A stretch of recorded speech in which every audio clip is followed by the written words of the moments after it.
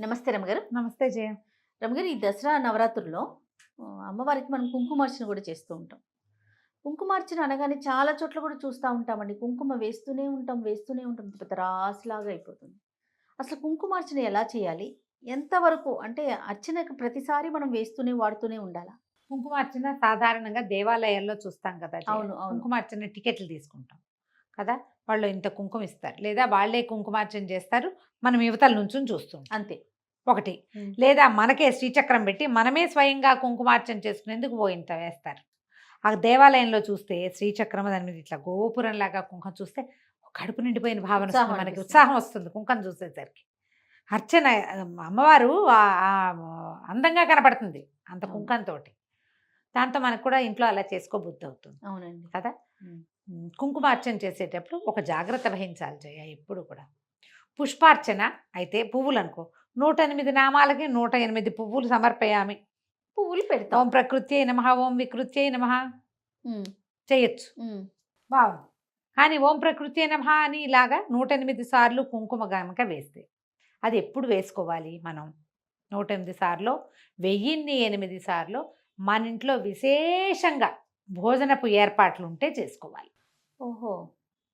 కుంకుమార్చన పెట్టుకున్నాం, 1,00,000 కుంకుమార్చన మన ఇంట్లోనే పెట్టుకుని మనమే ఒక 25 మంది 30 మంది ముత్తైదువుల్ని వారి కుటుంబాలని కూడా ఆహ్వానించి అందరం కలిసి లలితా సహస్రనామం చేసుకుంటూ నామానికి ఇట్లా వేసి వేసి వేసి కుంకుమ వేసుకోవచ్చు.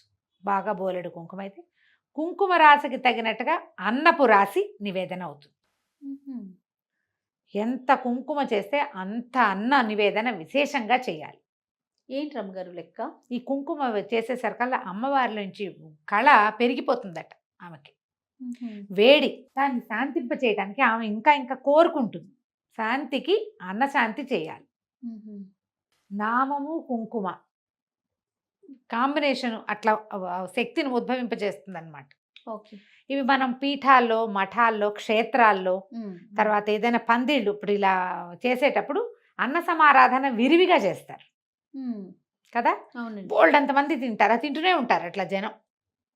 అన్న నివేదన జరుగుతూ ఉంటుంది అమ్మకి. ఆమెలో కలుగుతున్న ఉద్రేకము వేడి ఆమె రెచ్చిపోతుందన్నమాట. అర్థమవుతుందా నీకు ఆ పాయింట్? అవునవును. శక్తి తేజరిల్లుతుంది, తేజరిల్లుతూ ఉంటుంది, అది correct. ప్రజ్వరిల్లుతుంది. దానికి తగినట్టుగా అన్నం చూపించాలి. ఉమ్.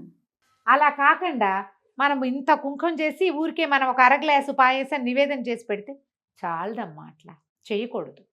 దానికి ఏం చేయాలి? ప్రతినామానికి శ్రీమాత్రే నమః, శ్రీమత్ సింహాసనేశ్వర్యే నమః, శ్రీ మహారాజ్ఞే నమః అని ప్రతిదానికి నమః నమః నమః అని కుంకుమ వేయరాదు. ఓ. దాని నియమం ఏంటంటే ఒక్క చిటికెడు కుంకుమ తీసుకో, నువ్వు మొత్తం స్తోత్రం చదువు, నమహాలు కూడా చదువుకో. కావాలంటే నామాలు చదువు, స్తోత్రం చదువు, ఇది ఇక్కడే ఉంటుంది. ఓహోహో. అయిపోయాక ఈ మొత్తం సహస్రనామార్చనం సమర్పయామి, ఓ. ఇది పద్ధతి. ఉమ్. మీరు ఒక 5గురు ముత్తైదులు కలిసి ఒక చోట చేసుకుంటున్నారు, ఒక ఇంట్లో కూర్చుని చేసుకుంటారు, అన్న నివేదన బాగా జరుగుతుంది. ఇలా కుంకుమార్చన పెట్టుకున్న రోజున ఎక్కువగా ప్రసాదాలు చేసుకోవాలి, ఎక్కువ మంది జనం రావాలి, ఎక్కువ అన్న వితరణ జరగాలి, ఓ. వినిమయం జరగాలి, వినియోగం జరగాలి. అట్లా చేయాలి. మనం చేస్తే చేసుకోవచ్చు. చేయగలిగినంత ఓపిక ఉంటే అప్పుడు చేయాలి. ఒకరోజు, అందుకని కుంకుమార్చనకి ఒక రోజు పెట్టుకోవాలి. రోజువారీ మనం చదువుకుంటాము. ఖడ్గమాల చదువు, ఒక చిట్కడు ఖడ్గమాల చదువు వేసుకుని ఖడ్గమాల సమర్పయామి, అంతే అయిపోయింది. అష్టోత్తరం సమర్పయామి, ఒక్కొక్కటే ఎన్ని చిట్కలు అవుతాయి? మీరు ఇంత చిట్టి ప్రతిమా విశేషం మీ ఇంట్లో ఉంటే మొత్తం అన్ని రోజులు అయ్యేసరికల్లా ఆ మాత్రం కుంకుమ తయారవుతుంది. అది మీరు వచ్చిన వాళ్ళకి పొట్లం కట్టి ఇవ్వచ్చు. ఏ రోజుకు ఆ రోజు ముత్తైదులను పిలుచుకుని ఎదురింటి వాళ్ళు, పక్కింటి వాళ్ళు ఎవరో ఒకరు రండి, తాంబూలం తీసుకుందరు కానీ, ప్రసాదం తీసుకుందరు కానీ అని ప్రసాద వినిమయం జరిగిపోవాలి. లేదా మీరు అవేం చెయ్యరు, మామూలుగా హాయిగా స్తోత్రం చదువుకోండి. ఈ హడావుడి లేకుండా ఇది చేయదలుచుకుంటే అన్న నివేదన జరగాలి. దాన్ని దృష్టిలో పెట్టుకుని చేసుకోవచ్చు, చెయ్యొచ్చు, తప్పు కాదు. అది పెద్దది పని. దానికి తగ్గట్టుగా మనం ప్రసాదాలు కూడా చేసుకోవాలి కదా. నివేదన చేయాలి, ఆ నివేదనని వినియోగం చేయాలి, వితరణ చేసుకోవాలి. ప్రసాద వితరణ విశేషంగా జరగాలి. ఇట్లా ప్లాన్ చేసుకుంటే చేసుకోవచ్చు. అందుకని చాలా మంది ఏం చేస్తారంటే ఈజీ మెథడ్, మామూలు రోజుల్లో రోజువారీ అర్చన చేసుకుని ఒక్కనాడు ఇది పెట్టుకుంటారు ప్రత్యేకంగా. ఈ రోజున కుంకుమార్చన అని అందరినీ పిలుచుకుని 30 మందికో 50 మందికో భోజనం పెట్టుకుంటాం. ఓకే. ప్రసాదాలు బాగా చేయించి చుట్టుపక్కల అందరి ఇళ్ళకి పంపించుకుంటాం. అంతే. అంతే సరిపోతుంది. అంతే. మనం చేసిన పూజకి ఇంట్లో మనం రగిల్చినటువంటి ఆ, ఏమంటారు భక్తి అగ్నికి ఆ. సరిపడా ఆహారాన్ని మనం ఇచ్చేస్తాం. ఈ దసరాల్లో కూడా అలానే చేసుకోవచ్చు. అలాగే చేసుకోండి. మామూలు రోజుల్లో కుంకుమార్చనలు అవి అంత పనికిరావమ్మా, అంత చెయ్యరు కూడా ఎవరును.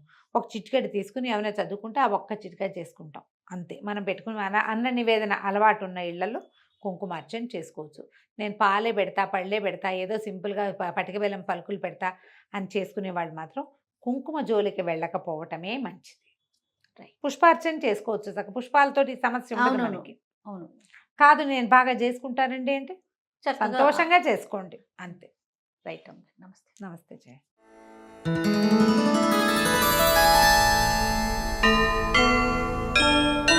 नमो भूतनाथं नमो देवदेवं नमः कालकालं नमो दिव्यतेजं नमः कामभस्मं नमः शान्तशीलं भजे पार्वतीवल्लभं नीलकण्ठम् सदा तीर्थसिद्धं सदा भक्तरक्षं सदा शैव पूज्यं सदा शुद्धभस्मं सदा ध्यानयुक्तं सदा ज्ञानतल्पं भजे पार्वतीवल्लभं नीलकण्ठम् वसानं भयानं महास्थानवासं शरीरं गजानां सदा चर्मवेष्टं पिशाचं विशोचं पशूनां प्रतिष्ठं भजे पार्वतीवल्लभं नीलकण्ठम् फणिनागकण्ठे भुजङ्गाद्यनेकं गळेरुण्डमालं महावीरशूरं कटिं व्याघ्रचर्मं चिताभस्मलेपं भजे पार्वतीवल्लभं नीलकण्ठम् शिरःशुद्धगङ्गा शिवा वामभागं बहुदीर्घकेशं सदा मान्त्रिनेत्रं फणिनागकर्णं सदा बालचन्द्रं भजे पार्वतीवल्लभं नीलकण्ठम् करे शूलधारं महाकष्टनाशं सुरेशं वरेशं महेशं जनेशं धने चारुईशं ध्वजेशं गिरीशं भजे पार्वतीवल्लभं नीलकण्ठम् उदानं सुदासं सुकैलासवासं धरानिर्धरं संस्थितं ह्यादिदेवम् अजाहेमकल्पद्रुमुं कल्पसेव्यं भजे पार्वतीवल्लभं नीलकण्ठम् मुनीनां वरेण्यं गुणं रूपवर्णं द्विजानं परन्तं शिवं वेदशास्त्रम् अहो दीनवत्सं कृपालं शिवं हि भजे पार्वतीवल्लभं नीलकण्ठम्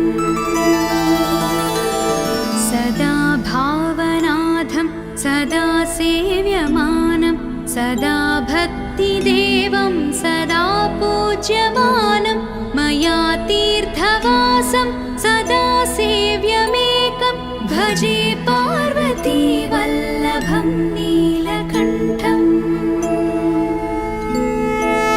इति श्रीशङ्कर भगवतः कृता श्रीपार्वतीवल्लभ नीलकण्ठाष्टकं सम्पूर्णम्।